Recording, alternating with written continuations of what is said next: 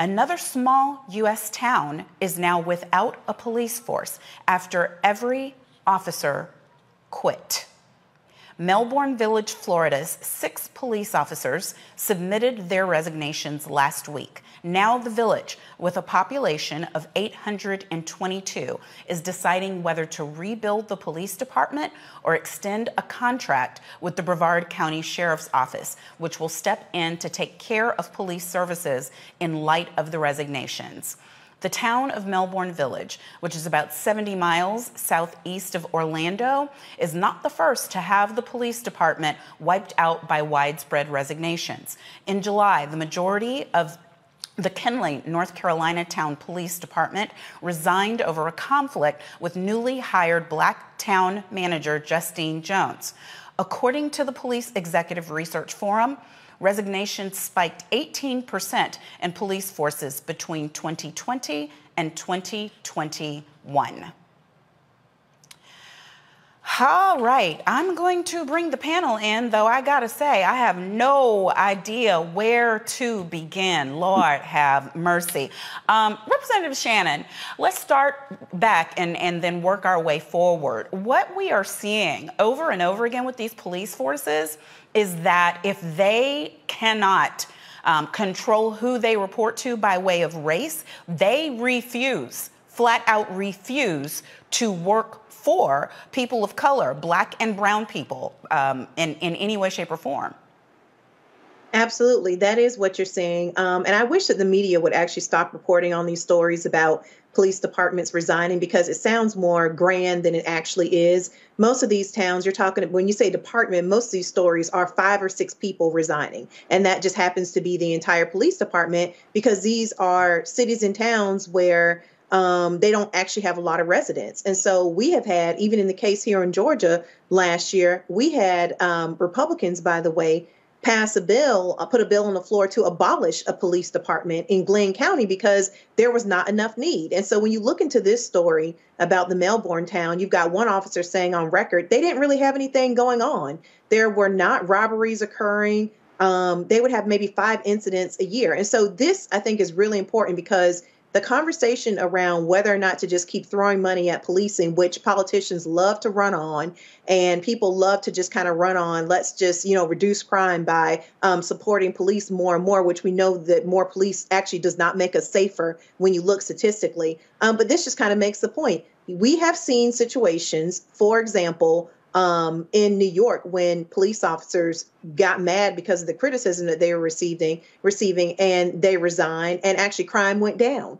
And so I think what the story really should be from this story that we're talking about in Melbourne, the one in North Carolina, and really any of these departments, is really a true reflection of crime rates, regardless of whether or not there are police there. That's what the story really should be. And I think that lawmakers should take away from this that, there really is, there's really time out for passing the same old solutions, which is more and more and more money towards policing, instead of putting more money into things that actually reduce crime, like reducing poverty, putting out resources for addiction, putting out resources for mental health issues that need to be dealt with.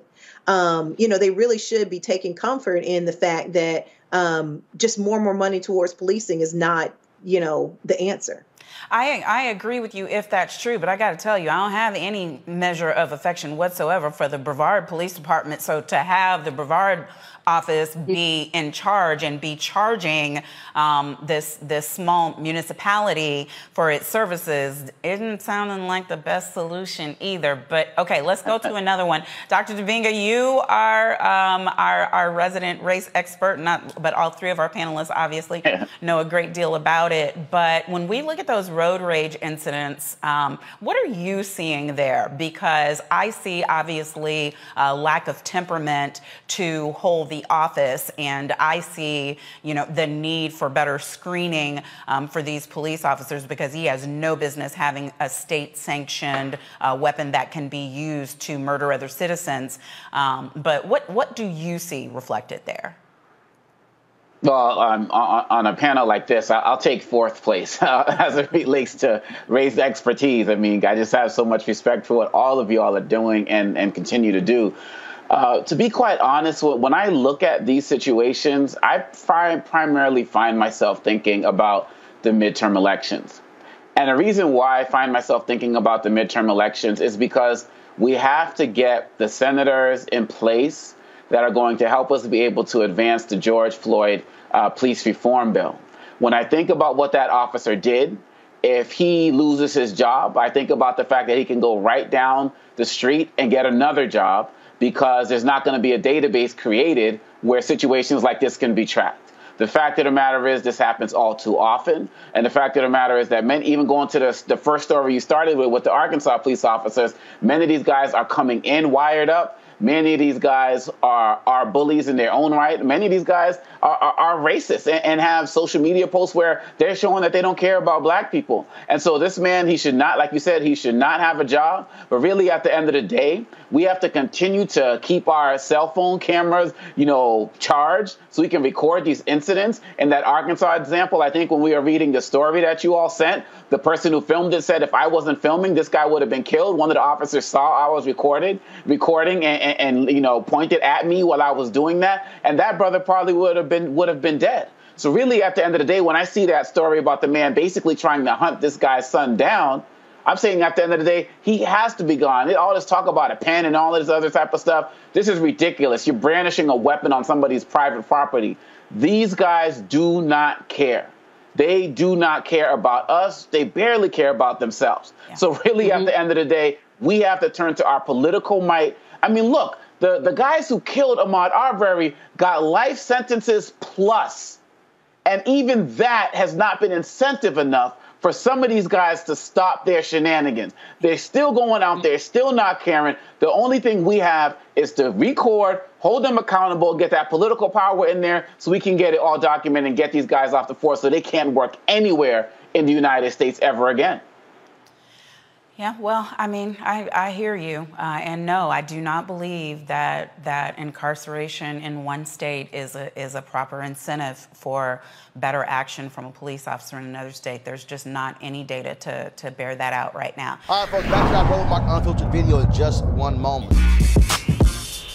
When we invest in ourselves, our glow, our vision, our vibe, we all shine.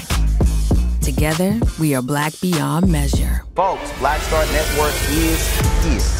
Hold no punches! I'm real revolutionary right now. Black power! Support this man, Black Media. He makes sure that our stories are told. Thank you for being the voice of Black America, Roland. Stay black. I love y'all. All momentum we have now, we have to keep this going. The video looks phenomenal. See, this difference between Black Star Network and black-owned media and something like CNN. You can't be black-owned media and be scared. It's time to be smart. Bring your eyeballs home. You dig?